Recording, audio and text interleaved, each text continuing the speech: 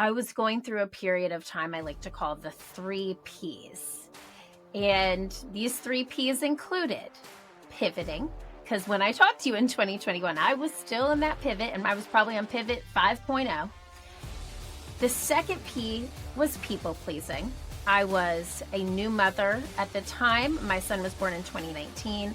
But I was a new mom navigating this world, my new identity, but also navigating the pandemic and my business failing. And I was giving to this newborn miracle baby boy. I was giving to my clients, to my team, to my peers who are small business owners, laying people off, shutting their doors. I was giving to my mother who was recovering from a stroke at the time. So I was giving and giving to everyone in my life except myself, which led to the third P, which was pain. This is the Entrepreneurs United podcast with your hosts, John St. Pierre and Rich Hoffman. Hey, entrepreneurs and leaders, we have a special treat here for you today. It's not too often that Rich and I bring back a guest for a second time. I think this might be the second time overall in 4.5 seasons we've done so. And today we have Erin Diehl. You may know her from Fail Yeah, because we've mentioned it so many times on this episode, but Erin has a new book out, I See You, and it's something that leaders need to hear about. Erin, welcome back to the Entrepreneurs United podcast. I am so thrilled to be here. Y'all are the best. I can't believe it's been 3 years since we last chatted, but I'm here for it. This will be a whole different ball game. All right.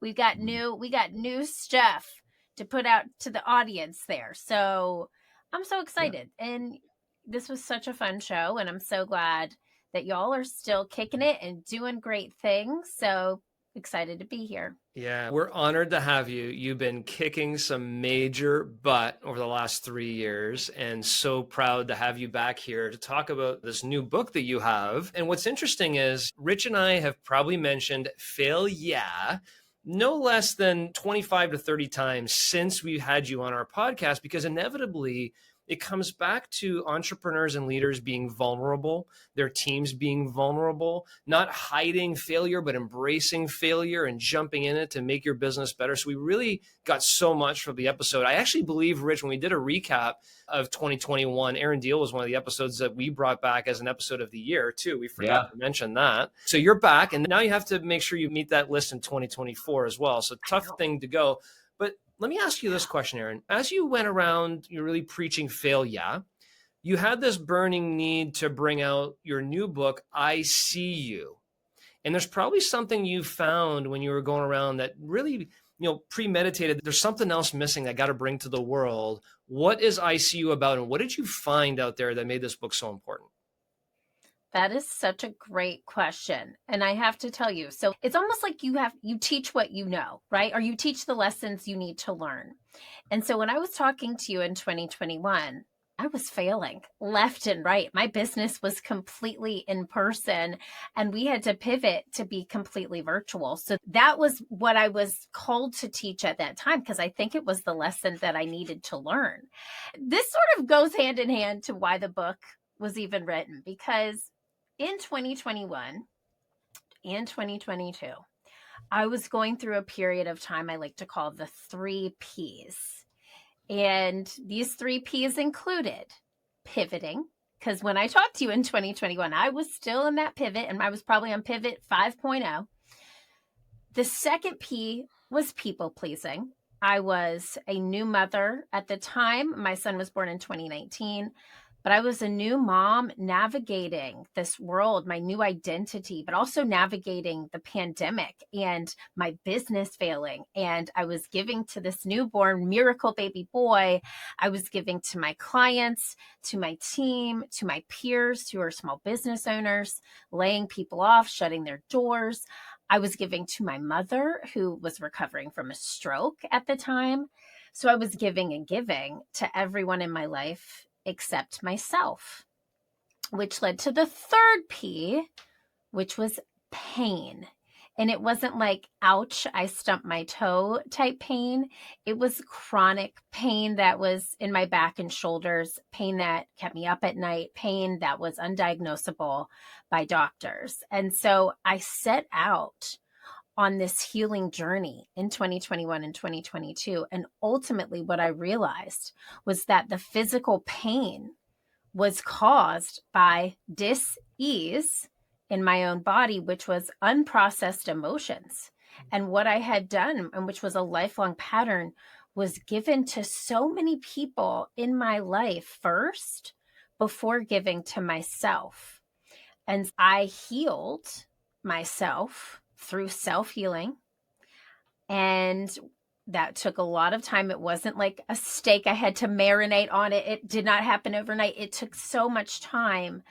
But once I healed from the inside, I was able to heal that pain, and the pain actually went away without surgery, without medicine, which is wild. And so I was called in a sort of, I'm a spiritual person. I know you know this, but I was called in a meditation from a deceased loved one who took their own life to write this book, to write it now, to write it for the leader. And when I say leader, it could be leader of a team, leader of a community, leader of a home, who is giving to everyone in their life except themselves, to write it for the person who needs help discovering who they are, so that they can then have so much love internally that it spills over to the people that they lead, and that selfless leadership attracts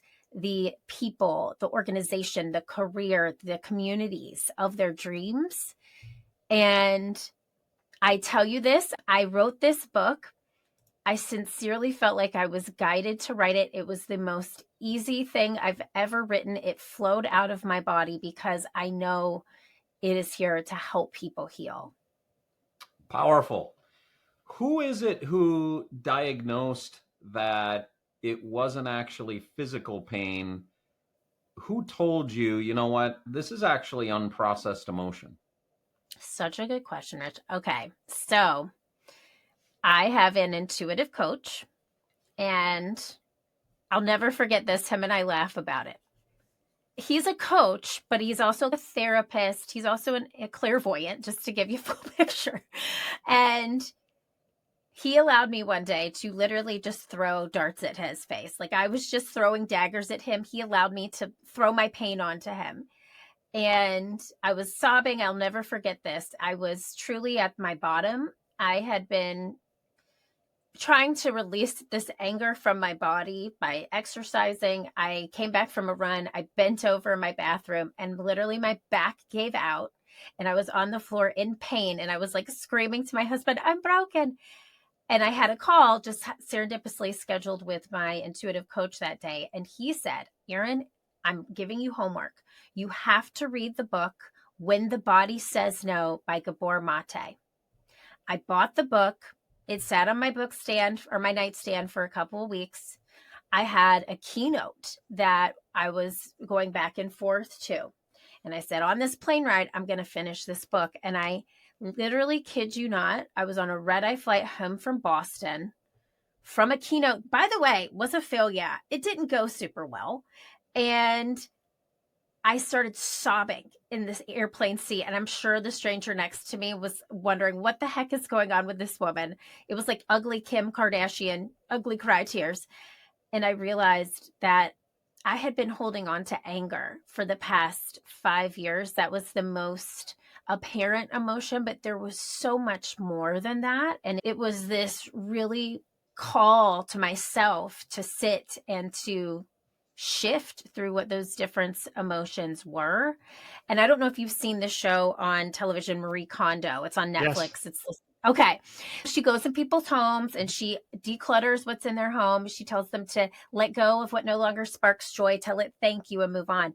I almost looked at my mind as this cluttered home where I had to go into every room, and each room was a different life event that I had not fully processed. I had just disassociated from, and I had to declutter until what was no longer serving me thank you, and heal from honestly a lifetime of unprocessed emotions. But I had a lot going on in 2021 for the past 5 years before that I just completely repressed.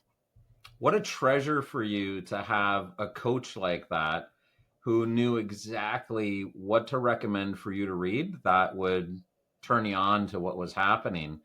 Can you walk through some of the process of once you realized there was something on the inside that needed to heal? Earlier, you said self healing.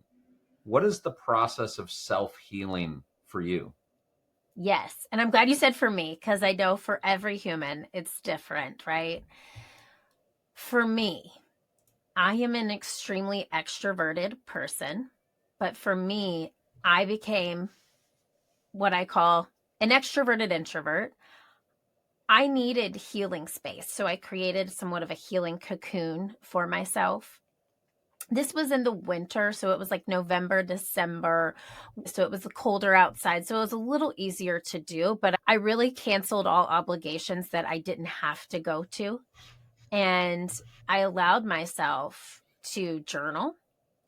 I had my coach at the time. So I had consistent practices with speaking with him on a biweekly basis. I made sure movement was a part of my everyday. And meditation for me is extremely healing. I receive so much from my inner guidance system. So it was a lot of journaling, meditating, being alone with myself. And I say that because a lot of times we think being alone is watching TV and having alone time and decompressing. I'm talking about no screens, me and a pen and a paper. I have this little closet that I converted into what I call my meditation closet, and sitting in there. And when I wasn't working or parenting, just allowing myself to cry, to grieve the things that I needed to grieve, to welcome this new version of myself.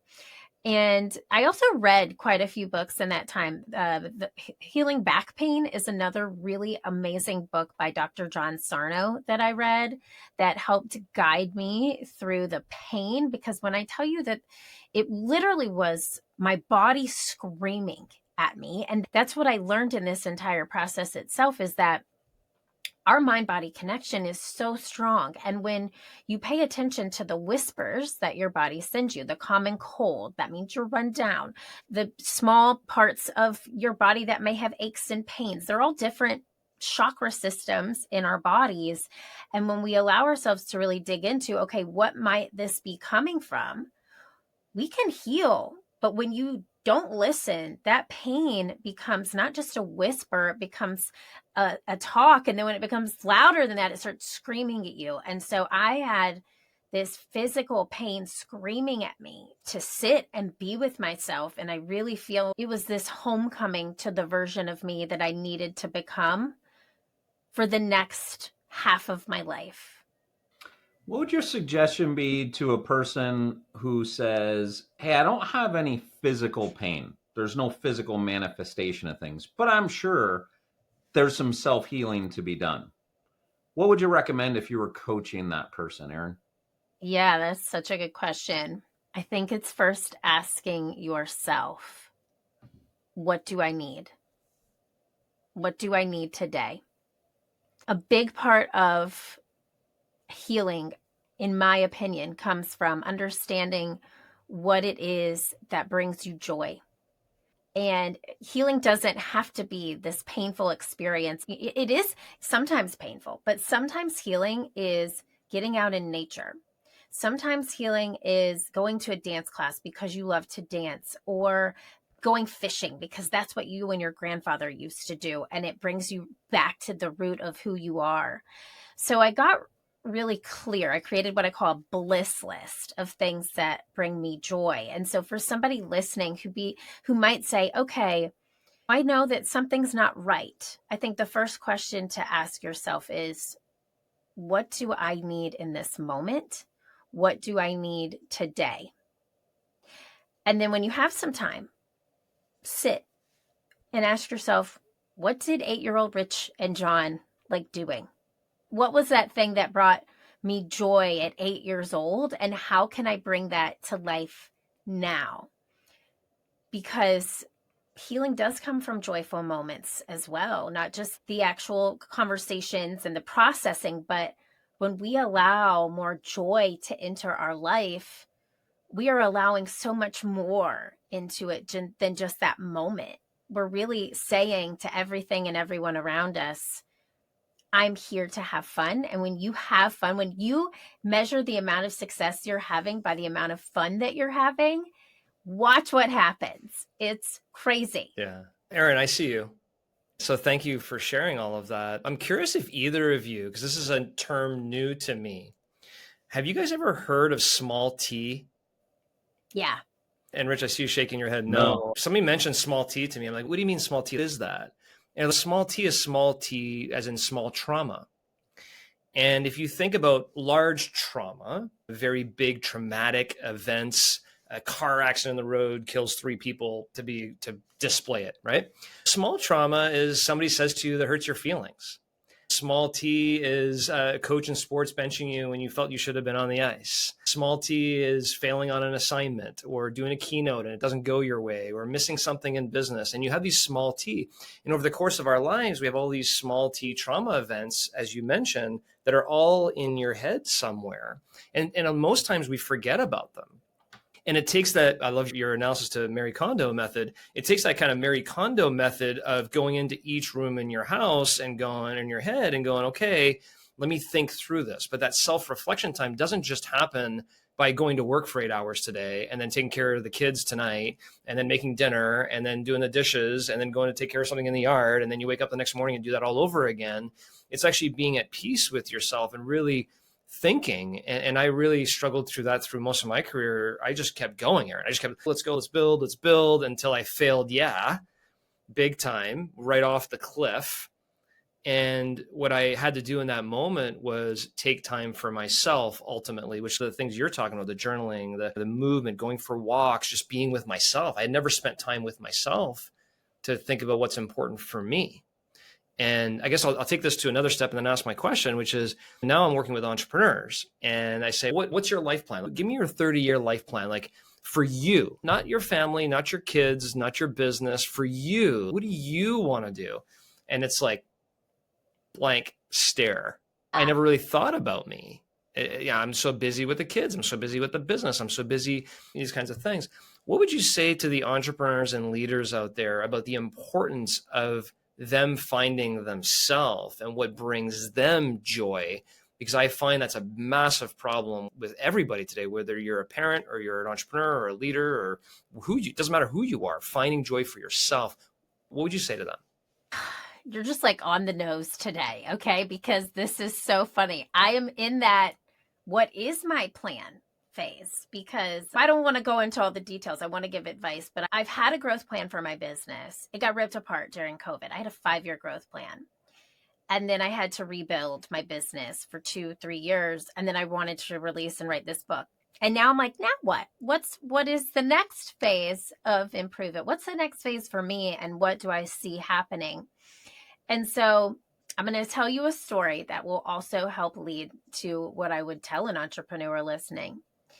I wrote this book in 5 months, and I wrote it, as I mentioned, it flowed out of me, but I almost felt like I was burning myself out at certain parts of it when I was trying to do the business as well as the book at the same time. And I went to a friend's birthday, and it was a big milestone birthday in Costa Rica after I turned in the manuscript.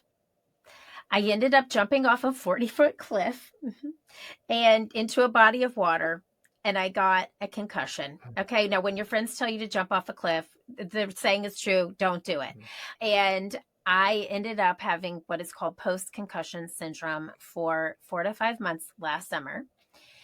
It was almost the universe's way of telling me, okay, that was so great that you talked your talk, but you weren't really walking the walk, sister. We need you to walk the walk. And so my healing wasn't just coming out of that self-healing journey. My healing now became, okay, this is survival mode. How do I get back to home base? So what happened in that period of time was that I really leaned in to what brought me joy. And I realized I had my 3 Ps completely wrong, that I needed to do what I call the 3 Ps remix. I needed to understand what my priorities were. So first, as somebody listening, define your priorities. What are they? And I can tell you what mine were. First is my family. And I'm going to tell you that I have a 5-year-old son, and sometimes it was work than family. And I'll say that honestly now because I have shifted it. I look back at younger versions of me and I'm sad for her because I feel like my priorities were not right. So number one, define your priorities.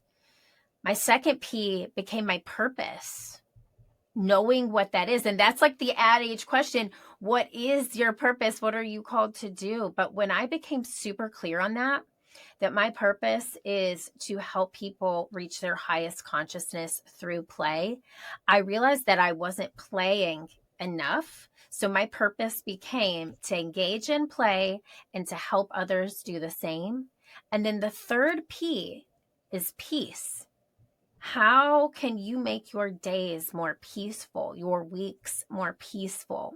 How can you add more ease and abundance to your life versus being erratic and having this life filled with scarcity? And so when I changed those 3 Ps from pivoting, people pleasing, and pain to priorities, purpose, and peace, I started to really see more joy spilling over into my life. I transitioned my team to a 4-day work week, which I would have never done. And I make a priority every single week to do something for my self-care, whether it's I meet with my therapist, whether it's I go to an energy healer, something for me. And yes, that is a luxury and a privilege to be able to do that. But I have worked really hard to get here, and I can't go the next 30 plus years of my career unless those things are correct. So really getting clear on those 3 things. What are your priorities? Honing in on your purpose and your calling and sitting with yourself in order to do that, and then creating peace in your day. And it doesn't have to be something that you pay money for. It could be as simple as a walk with your dog. It could be as simple as a bubble bath at the end of the day, turning off your phone at 8:30 p.m. and giving 8:30 to 10 o'clock just to you. It can be that. It doesn't have to be expensive. And I think that's what a lot of entrepreneurs miss as we go and go, is that this is a marathon. It is not a sprint. And so if you sprint, you're going to burn out, and then you can't help anyone, including yourself. Yeah. Love that. Thank you for sharing priorities, purpose, and peace. And it's almost, as you lay them down sequentially as well, it's focusing on your priorities, knowing what your purpose is, and being at peace with what you're doing, right? Sometimes there's a slow down to achieve mentality. And I know for myself, it was always like run again off the cliff, versus a lot of times, a lot of people have a hard Literally. time slowing down. Yes. Right? Slowing down to take that extra moment and go, hold on a second, take that breath. When you go and speak with companies, and I'm just thinking through our business as an example, right? 25 people or so, and they're listening to this message. And then it's okay, now what? Okay, I got it. I got to spend more time with myself. I got to do one thing a week for myself. Okay, that part, knowing what your priorities are, there's ways to do that I can think of, that they could probably think of going, I got to get back to what my priorities are. But in terms of purpose, I've had a challenge with that myself in talking to people about you need to find your purpose, partly because then they start deflecting again. My purpose is to take care of my children, or my purpose, and then they start going back out to the purpose they have for everybody else, to their own purpose. Have you experienced that as well? Because it's important. Your priority is your kids. Your priority is your family. Your priority is your business. Okay, I get that. But when you talk about purpose, if you think of the purpose for themselves, I've seen that be a roadblock. Have you experienced that? And how would you suggest people overcome that identification of their purpose for them? That is such a good question. And I have to tell you, it's hard because I feel like my purpose is to be a teacher. And that's not just a teacher to the people that I'm teaching, it's a teacher to myself. And so if you look at your life as almost like you've signed a contract before you came here, and you have specific lessons that you need to learn, and perhaps your purpose is to fail through some of the things in order to learn those lessons.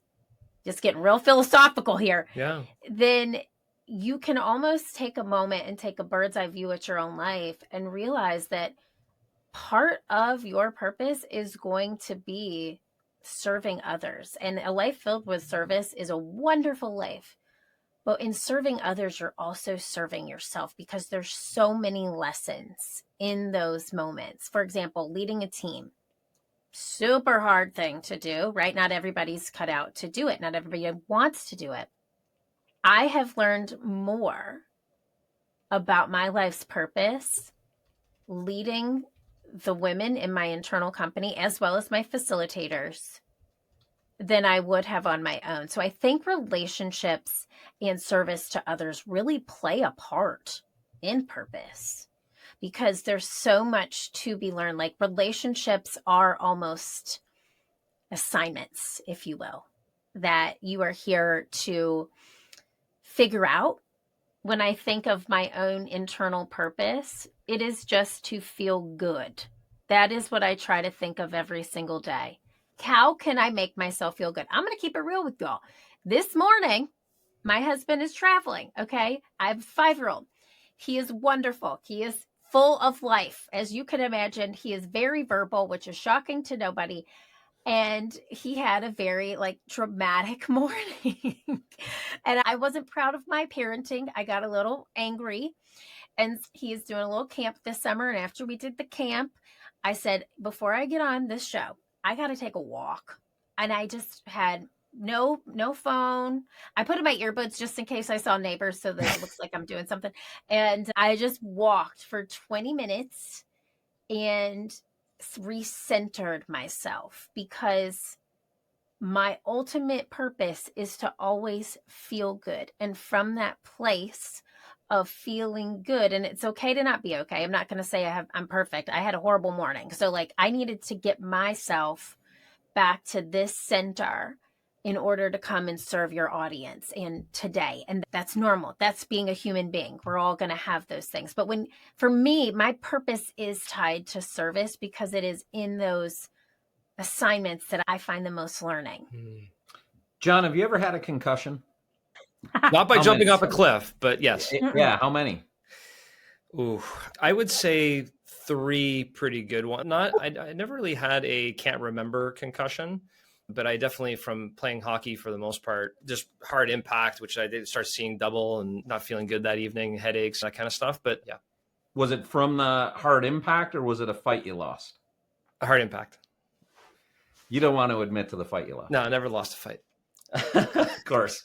And did you experience any of this post-concussion syndrome after you had your concussion? No, I didn't. I know several athletes that have, but I personally did. I do have a little bit after one of them. If I had a big impact, I started getting dizzy a little bit, recurring symptoms potentially from another impact. But no, I never had the post-concussion. I have never had a concussion. I'm curious, Erin, what's the experience of a concussion in the water? What happens with your body? When do you wake up? Well, concussion doesn't necessarily mean you black out. Did you black out? Yeah.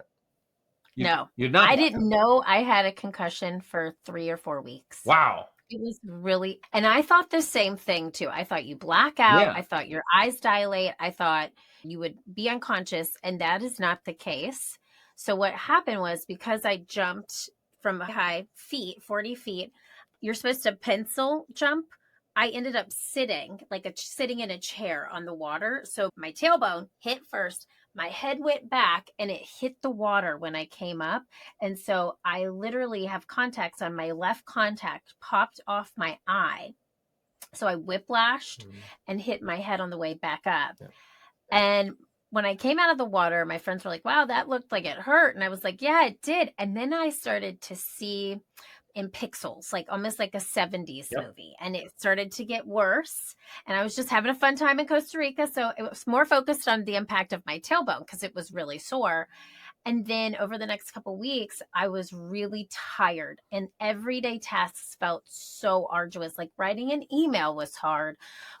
Parenting, oh my gosh, I was so exhausted. I didn't feel like I had anything to give. And so finally, and then my neck was hurting all the time and my headaches started to come on really strong. So I Googled all the symptoms. I was like, oh my God, I have a concussion. And I went to the ER 4 weeks later. They did a CT scan. Luckily, everything showed up fine, but I ended up still having what is called post-concussion syndrome. And at the time in my life, I was going through a bit of anxiety as well. And so they say that these symptoms for people with higher anxiety can last longer. And so I ended up getting a neurologist, getting medication for my head. I ended up getting an MRI. Everything was fine. It eventually was another thing I had to heal. And what it ultimately taught me is that I needed to slow down even more. And so that's when I took my team to the 4-day work week, which has been a whole thing. We could do a whole other episode about that because it's just so fascinating. And I have really, here's the funny thing. I still see my vision did get better. It's been a year since this happened. When I'm overwhelmed or overworked or I haven't sufficiently done my 3Bs, got a lot of alliteration, breaks, balance, and boundaries. My auras come back. I see auras. I see little black dots and I start to feel a little weak. And that's when I know it's too much. I need to shut it down. I need to close the tabs. And did you write the book during the time you had the post-concussion syndrome? I edited the book. Wow. In that time. And so you're not supposed to look at screens. I actually got blue light contacts. Like I wear blue light contacts all the time now. They have those. They're dailies. But I would work for an hour and a half, take a 10-minute break. Work for an hour and a half, take a 10-minute break. And I got really good at that. And let me tell you something. I was the entrepreneur who, like, going to pee was something I would hold out on because I'm like, one more email, and just kept going. I'm was psychotic and everything. By the way, my laugh was a knowing laugh. I get it. No, I get it because we understand. I feel that. And let me tell you something. I realized how much of an extra life I led. So it also helped me cut back in a lot of areas. I used to drink multiple cups of coffee a day. Now I only have one because it spikes my anxiety.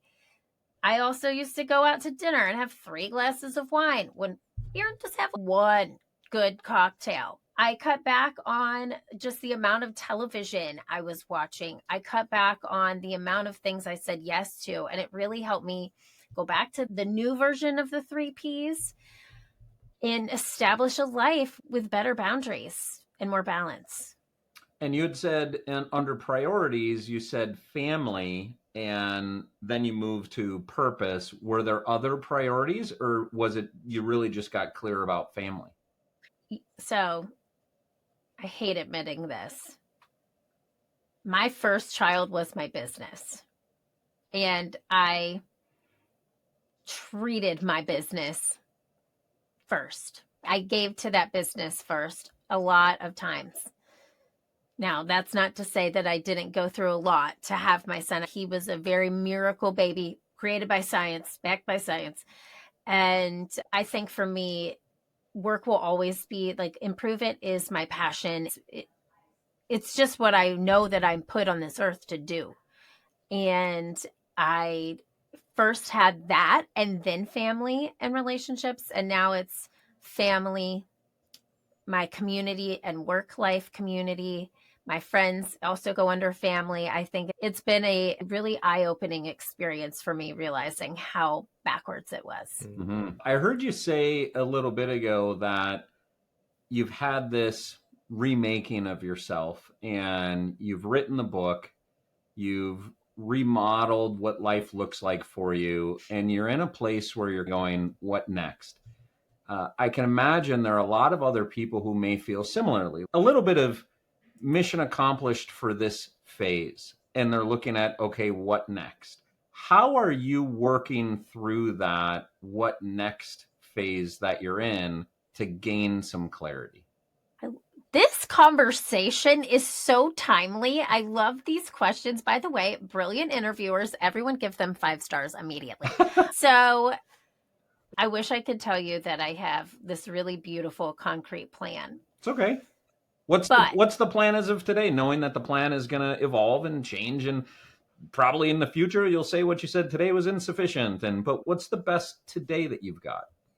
The best today is leaning on the community of entrepreneurs and people in my life who I've surrounded myself with, luckily, who know more than I do, and getting time and experience with them. I'm very lucky that I have somewhat of a sister company that does very similar things. They don't use improv, but they do managerial training. And they were in Chicago. Their founder was the person who told me to quit my full-time job and start my business.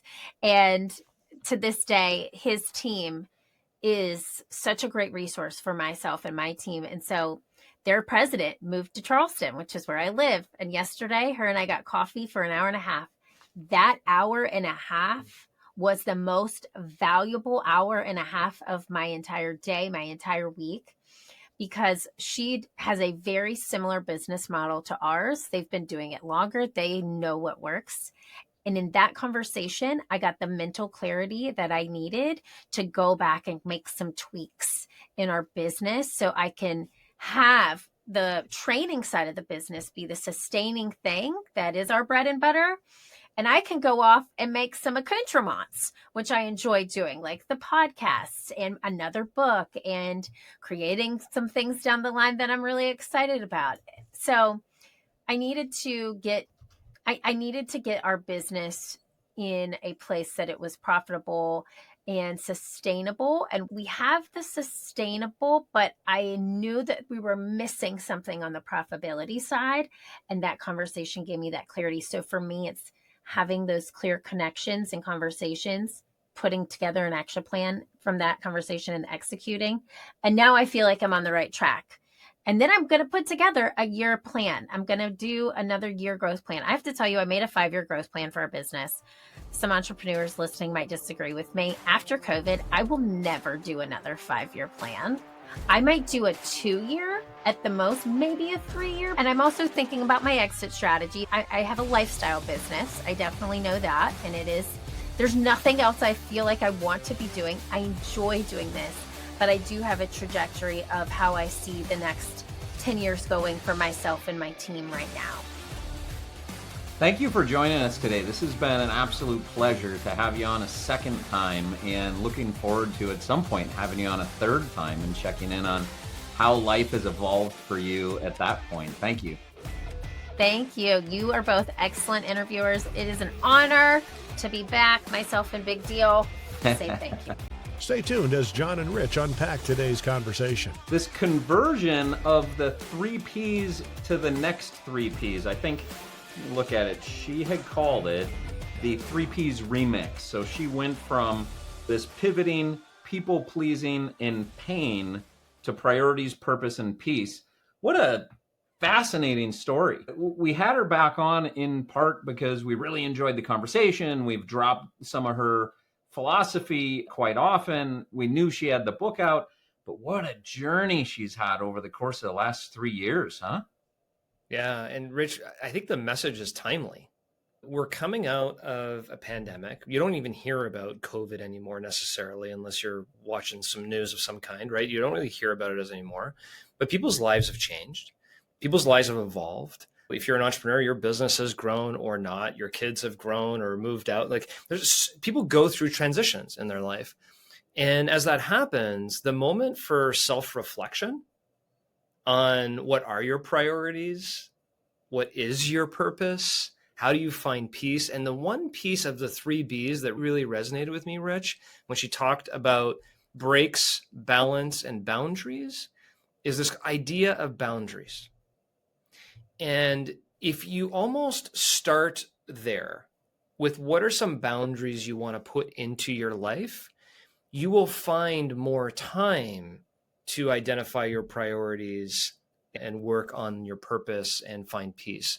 And so the boundaries piece is something that I think you're very strong on as an example. I've learned a lot from you on boundaries. No, this is time that I'm with my family. No, this is time that I'm not going to deviate I took a lot of tips from that in my own life, and Erin did as well, like 4-day work week. No, I'm going to have Friday for me and my family as an example, right? As one example of a boundary where you create time. And there's this old saying that if you want someone to work 12 hours a day, they can find 12 hours of work. It doesn't mean they're efficient with their time. They're busy, but they're maybe not efficient, right? How do you really create boundaries in your life, whether it be in your work life or your personal life or for yourself and the time you need to spend with yourself, to create more room for this deep thought and reflection that too few people do? I think that's a real important piece here. To your point on being busy but not efficient, it's the old adage, you can remind me if you've heard this or not, that you can try to chop a tree down with a hammer and nobody's going to argue that you're working hard. Exactly. But yet we do that every day. We get up and we chop the trees with hammers, and it gets to the end of the day and we spent zero time on our real priorities. We were just working hard. Yeah. And we think it's a good day's work. But reality is it probably was extremely inefficient and a waste of your time. I'm sure you remember the Stephen Covey piece that you and I learned even 25 years ago on sharpening the saw. Yeah. And I think about sharpen the saw, and then I go breaks, balance, and boundaries. And the opportunity to sharpen the saw by clarifying what that means in the moment of reflection, what that means to me. So what are breaks? What are the types of breaks that I need? What's balance look like? What do I need to be balanced with? What can I be out of balance with? And then boundaries, where are there firm boundaries? Not everything can be a firm boundary, and not everything can be negotiable. So what are the non-negotiables? What are the tight areas and what are the loose areas, if you will? I don't have that stuff in writing. That may be something that I do next when I sit down with a blank piece of paper, is go, what are breaks, balance, and boundaries to me, and how am I doing on that? I really don't know. How about her leaning on entrepreneurs in community? You and I have done that our entire careers long.